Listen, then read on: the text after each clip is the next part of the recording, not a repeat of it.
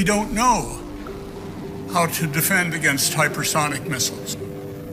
Hypersonic weapons can be destabilizing. It creates an escalatory environment. It increases the likelihood of a strategic conflict, and it decreases the ability to defend against it. Flight speed is often compared to the speed of sound. The speed of sound, that's Mach 1. Sound travels through air about 10 times as fast as we drive on the freeway. Commercial airliners, for example, fly subsonically right under Mach 1. A modern fighter can travel supersonically at Mach 2 or 3. Anything Mach 5 and above, we're calling hypersonic speeds. Mach 25 is about the upper limit. We do have space shuttles that go hypersonically, that go Mach 20 or 24. However, it's only flying hypersonically for a relatively short period of time. But technology is just now emerging, which will enable sustained hypersonic flight. There are three primary hurdles to the development of hypersonic weapons. First, the aerodynamics and flight control at hypersonic speeds are a major challenge. The second has to do with material science. You could think of it as flying into this blowtorch. The faster a vehicle flies, the pressure and temperature rises exponentially. So you have to have materials that can withstand the high temperatures over a long period of time. The third challenge involves the propulsion system of hypersonic cruise missiles. Once you reach Mach 5, you can't use your traditional jets and just make them go faster.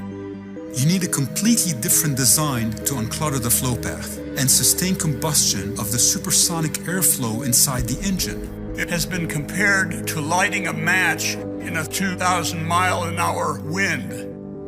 And then the integration of all of these technologies into a weapons system is in itself a challenge. The three countries that are getting close to being able to deploy them are Russia, China, and the US. It's probably less than a decade for these top three countries.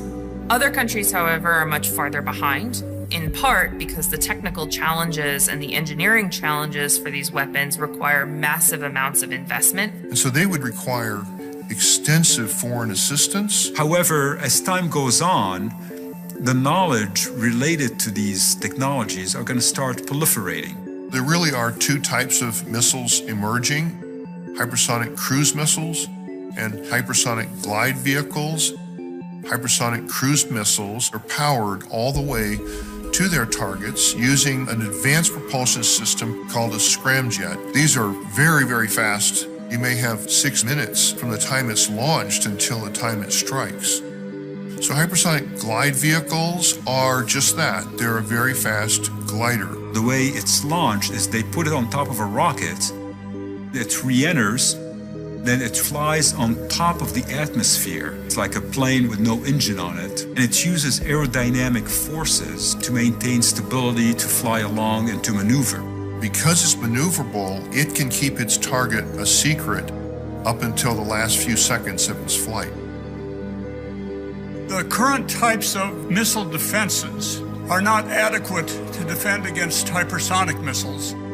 Our whole defensive system is based on the assumption that you're going to intercept a ballistic object. A ballistic missile is like a fly ball in baseball. The outfielder knows exactly where to catch it because its path is determined by momentum and gravity. It's a different scenario. The combination of the maneuverability and the speed makes hypersonic missiles unpredictable and extremely difficult to defend against. The faster you go, the more kinetic energy you have. In some cases, you may not need to put any explosives on it. The kinetic energy of the vehicle itself is sufficient to be able to cause quite a bit of destruction. Most countries use some form of what we call an OODA loop when they're making decisions about whether to respond to a threat or not. You observe a threat, you figure out where it's coming from, then decide whether you need to respond, and then act on that decision. How are you going to shoehorn all those steps into 6 minutes. There are two implications here. The first is that people will become more trigger happy. The compressed time frame to make a decision makes people much more likely to want to be the first strike as opposed to the second strike, because you can't preserve your second strike capabilities. The second implication is that if you can't defend against a decapitation attack, then you have to devolve command and control of your weapons into the field. To the military rather than to the national leaders. That runs the risk of an accidental strategic war. Another possibility is to disperse your strategic weapons. That runs the risk of the weapons being seized by terrorists.